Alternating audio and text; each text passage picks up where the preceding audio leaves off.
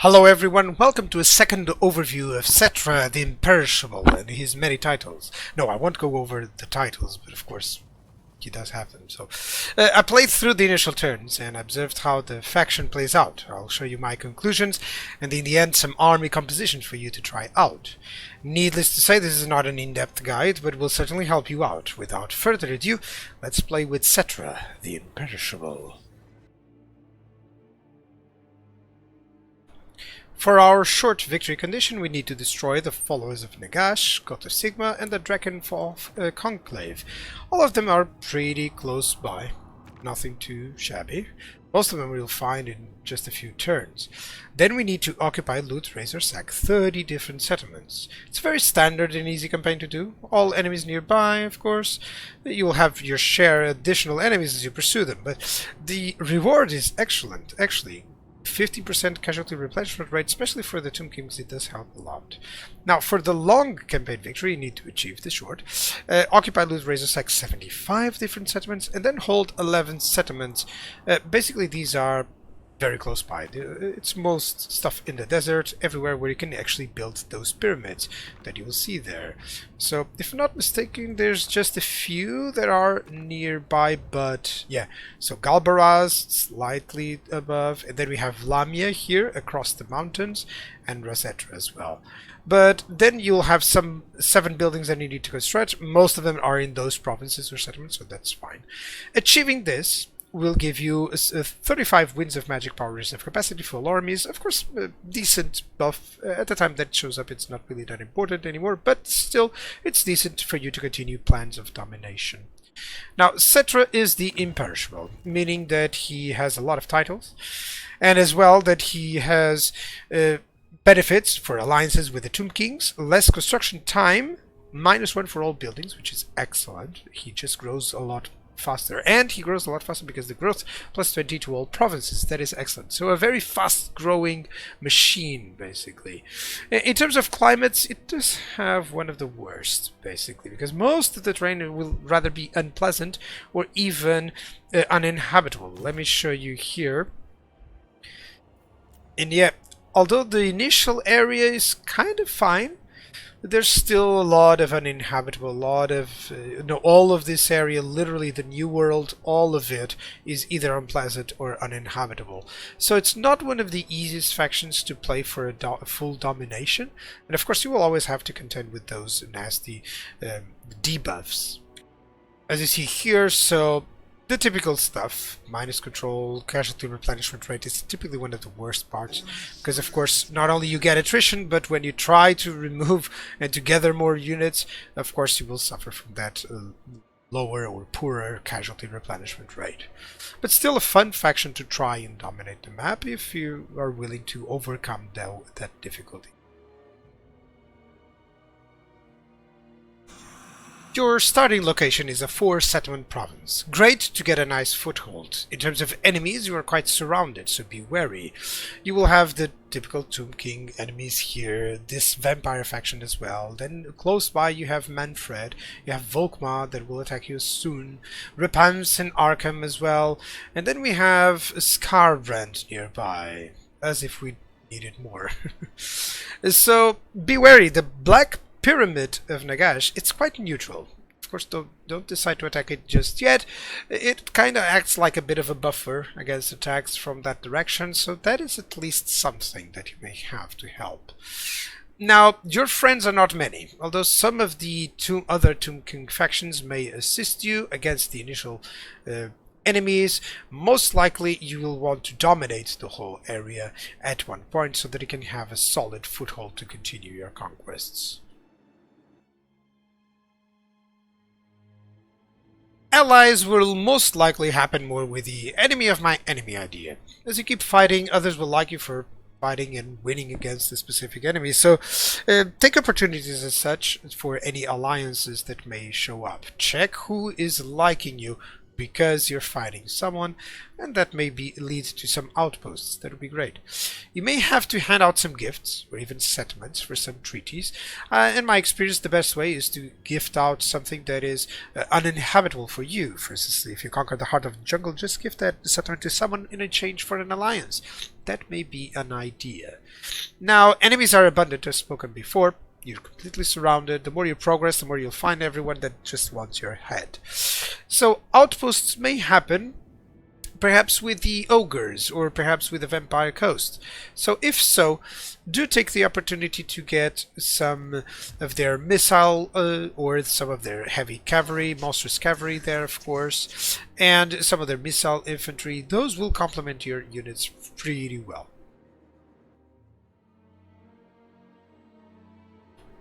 As for mechanics, ready for this one? No upkeep. Zero, zilch, nada. Late game you can just support as much as you can muster. Instead you have limits to the number of units by the buildings. You see unit capacity there for skeleton chariots, for instance. Research, traits and skills may also provide you with some unit capacity. Hero capacity used to be a problem and now can be resolved by locking this on the mortuary cult. Speaking of which, you can basically use this unique currency, the canopic jars, to get items for your lords, weapons, armor, enchanted items. They require some specific elements, so as long as you have those, and if you click it will show you the nearest location. So as long as you have those items, you can decide to craft and of course use those for your lords and heroes. They range from simple ones to kind of very good and unique ones with specific ideas. Now, the rights give you access for the Casket of Souls unit. It will become available for recruitment into any army, and it also gives you Lord Recruit rank +3 and Recruit rank +2. You also have the Great Incantation of Settra. It gives you a unique Necrotech hero. This is capable of colonizing ruins at level 3. With a faction that is slow to grow, this is quite a necessity many times. You also have the Great Incantation of Xar. All regions belonging to you will be hit by sandstorms, so basically attrition for everyone except you. Get immunity. And you also get an ambush success chance of 50%. This is just very unique to them to reflect how difficult it is to conquer them, because they'll just wait in the sand and they don't take attrition. And you have a very generalized one that most likely you'll want this to be available at every time. Every 25 turns you will want this to be used. Canopy jars generated 1 per turn. It's nice. Other things give canopy jars, but it's okay. Growth, this is excellent, +30, and construction time, -35 for all buildings. Also getting the army ability, the Tomb Swarm. This is a direct damage ability. It's pretty fun. Yeah, since it's an army ability, hey, it doesn't cost anything, basically. Well, it costs 2,000, but yeah, you get the idea. Now, in terms of what the faction is supposed to be doing in the game, you actually have an interesting one, which is there we go, the Books of Nagash. These are books that require you to accomplish something. In this case, basically defeat an army, and then you unlock these rewards. Some of them are very interesting, such as income from trade, such as immune to sandstorm attrition, and regions will be hit after sacking or occupying settlements. This is basically that right immediately after sacking and occupying a settlement, and casualty replenishment rate. So those are cool. You also have some kind of big jars here, Lord Recruit rank, research rate +10%, so you can check out all of them. This one has army capacity, which is excellent. I'll speak about it in a moment. And hero capacity for all heroes, see? So collecting these, of course, will give you a nice bonuses overall. Lastly, a sort of thing in the dynasties, we'll speak more when we reach the research, but this is how you unlock the army capacity, by incurring on a 30% research rate decrease. So be wary of that. It will take some time. It takes at least 14 turns for you to get the first, the secondary army, basically. So it is one of the issues with the game, is that you rely a lot in the beginning with your just initial army, so be wary of that.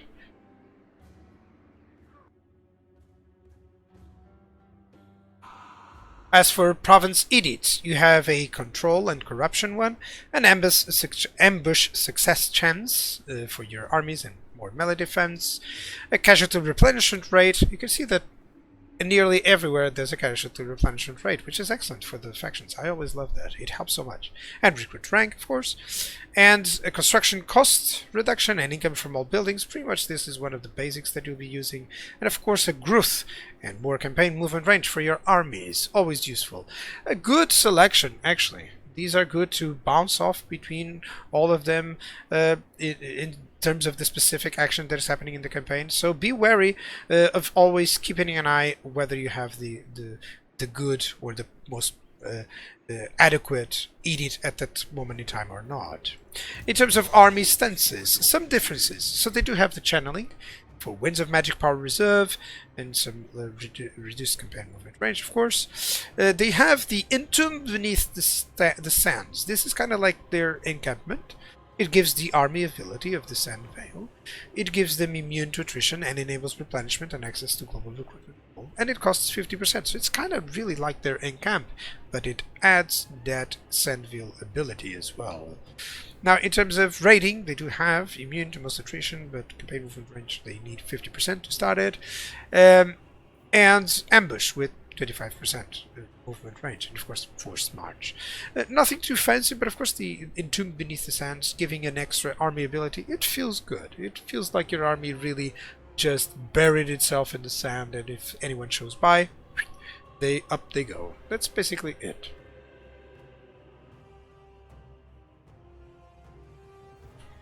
In terms of buildings, you have Khemri with 2 special buildings, including a gold mine as well. The Pyramid allows a nice variety of buffs, including unit capacity, which is excellent. The gold mine, you may notice it doesn't have a lot of income, but this is mainly because, well, you don't need too much income with Tomb Kings. That's just a certainty. Most of the income that you need is just for buildings, you know, to increase the unit capacities. As for military, you have 10 specific buildings. This is intended. It's to force you to build more to support extra forces. At tier 3, however, we already have catapults, chariots, we have good quality infantry, we have necropolis knights, and sepulchral stalkers. I hate that unit. I like the unit, I hate the name. Tomb scorpions, Ushapti, great bow, and Ushapti. So with just these units you can make the campaign. Honestly, you can make the campaign. It's great flexibility, all types of units. The top ones are of course your single entities, which are really cool, including the Cambrian War Sphinx, one of the best anti-large units in the Necro Sphinx, and a very good all-rounded spellcaster single entity, which is great, the Hero Titan. And you know, Bone Giants is like an artillery unit. It's really cool.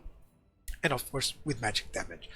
But I digress. Most of these tier 3 units can honestly be used for an army, and then you can just include a couple of tier 4 units for some fun as well. Now, in terms of infrastructure, we have a basic public order building, control and corruption, as well as some unit capacity for Carrion. Carrion, do note the melee defense of those guys. They will do some damage and survive, and they're Vanguard deployments, so don't lose on those. They'll surprise you on how effective they are. In terms of, you also have growth, casualty replenishment rate, and corruption. A good one, actually. Good mix of everything that is important. And then you have an income generated with an extra campaign movement range for your armies, which is cool. You see the overall theme. Whenever you're in the desert, whenever you're in your territory, you're great. It's a very defensive, sort of focused faction itself. And then I have the Royal Burial Chamber. Royal Burial Chamber, that's how you said it. Now, Canopic Jars generate +1, control +2 in adjacent provinces, Lord Recruit rank faction wide, Hero Recruit rank, corruption, all good buffs basically, if somewhat expensive with 8,000. Now, research, slightly different than others, as you've seen. We have dynasties, 6 dynasties, then have these heralds, more on them later. Each of the dynasties you must unlock by researching this, and it has an army capacity +1 and then a research rate -30%.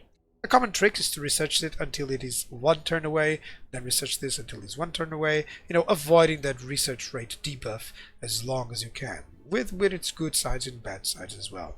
Okay, then you have these last part, which is the Proclamation of First Dynasty. These are a series of buffs that you can get.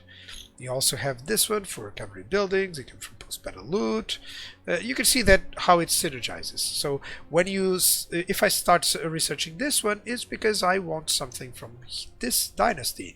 In this case, I actually want the growth, the income from post-battle loot, to start up as soon as possible. That's my idea of the gameplay. I also want this generalized Tomb King. This first part is always a specific lord, and this one basically gives control. It's excellent in the beginning.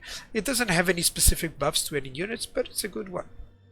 This one, for instance, gives you range for all your armies, so of course you will want to have some ranged units there. This one gives some Cambrian War Sphinx and Necro Sphinx units, so you might want to have that there. This one gives bonus for Ushabti, so probably you'll have an army based on Ushabti with him. That's the beauty of this. You have lords with unique traits that will benefit the specific units, so you can build up different armies. And then we have the heralds.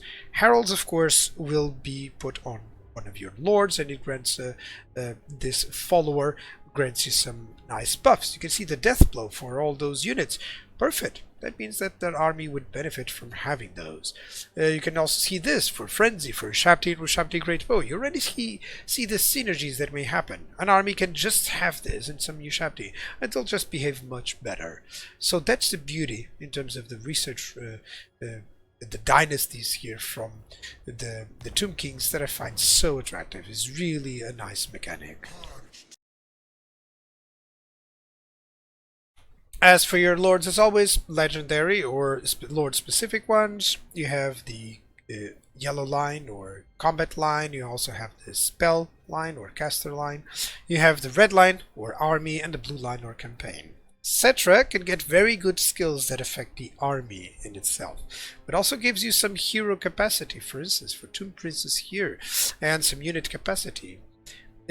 In addition, it gets some good bonuses for his combat, so it's really a jack of all trades lord in this case. The blue line has replenish on the first line. Now rarely actually go into the second part. Perhaps the case can be done for attrition, since you have climate issues, but other than that, as always, up to you. Okay. The reason for that is that there's no upkeep. Of course, they don't have any upkeep. Can have some good income from post-battle loot and everything, the renowned and feared, but there's nothing really here that I would take, other than, of course, you may want to lightning strike, but you have 50 to overcome all of this, so you gotta choose. Red line is actually excellent because it's decent, relatively inexpensive. It helps, as your Settra friend here has a lot to spend. Remember that due to the heralds, the traits, the specific abilities, you have a tremendous variety of units that suddenly will become great. You can generate good and varied armies with them. Now, speaking of heroes, you have let me show you here. You have, oh, it's not here. Yeah, it's here. So you have the Tomb Princess, the basic hero that you may have for a melee hero. Always nice to bring one or another. They do give training, as you can see on the left side. You have the Necrotect, which increases mobility. These are good because they also provide bonuses for constructs and they heal them. And the Lich Priest is, well, the one that provides replenishment, which is excellent. You can see how replenishment is really great on with the Tomb Kings. And you can have several lores. Later on you can achieve the Lich Priest of Shadows if you have a specific book, which is excellent. It's one of the best lores of magic currently, so I highly recommend that you go for that. The Nehekaro or the Light or the Death, all of them have their uses. You just have to learn to use which ones and try it out. That's always my advice. Try it out, see what suits for you. So here we have the red line skill for all units of the Tomb Kings. It's a rather short roster, but there are some nice combinations to do, and the skill line actually reinforces what they do really well. I liked it. Best part is that you'll notice that both low tier and high tier units of the same time are in the same skill line, such as low quality cavalry, high quality cavalry, you know. So this helps a lot, you know, low quality missiles, high quality missiles, let's say. This helps a lot. It ensures that you can progress. You'll see that you can choose these these skills early, and it will follow you throughout the playthrough. It's great. Now, Almighty Settra, he enhances Tomb Guards and Chariot units, so of course, let's give some to them. A basic army with some chariots, some Tomb Guards to hold the line, and then some Carrion War Sphinx to go around. You have to remember that Settra will have one, either a Chariot of the Gods or the Carrion. Always have that in mind when selecting this, of course. Of course, I added a different solution that I've tried as well with some Caskets of Souls, which is excellent as well. These are useful to pick up nearly anything, from single entities to enemy artillery to enemy infantry. They're good against everything basically. So of course you notice how inexpensive these combinations are, and you have nearly units of everything. Anti-large, armor piercing, anti-infantry, some chariots, mobility, some single entity killers. So the idea is precisely because Settra requires some skill points for other stuff. So yeah, that is important as well. Now, in terms of the other armies, you can see a variety that I'm starting here. So for instance, one with just basic skeletons, some sepulchral stalkers for anti-large. You'll notice that one thing that they have a lot is anti-large. You'll never run out of it, because nearly in every place there's an anti-large unit. So it's great. It's one of their strengths, definitely. So make use of that. Some anti-large infantry here with some Ushabti, basically some monstrous infantry based army with some Bihari Titans. Notice the cost of these. This is 16, of course. It's mostly because I wanted to have just some archers, but you can avoid that if you wish. You can just have different units there. And this basic average 15 with just some cavalry, with the monstrous cavalry that they have. It's really cool, and some catapults just to force them to come over. Then we have a complete unique with just monstrous infantry and some single entities there. I added some tomb scorpions for flavor. They'll be good. This one is just more of a early game one, basically. Everything here is tier 3, and then the carrion as well, very tier 1 unit, but they'll behave. They'll have their uses, even if it is just to pick up on enemy infantry, of course. And then the Casket of Souls that can be find. Pretty cool.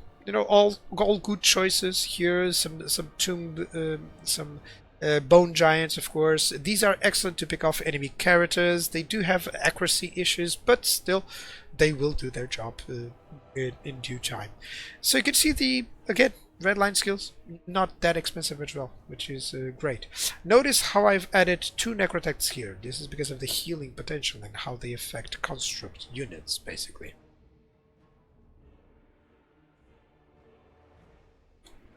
So Settra is a nice challenge. Surrounded by enemies, and only one army for a vast amount of time. The initial turns, it can be tricky. He can, however, overcome it and soon become very powerful, but expansion is tricky at best. It is one of the factions that will have, however, lots of different lords that have benefits to different units. This is because mainly of the dynasties and how they work. So I recall that I had nearly no armies that looked the same, which is great. That is great replay value in itself.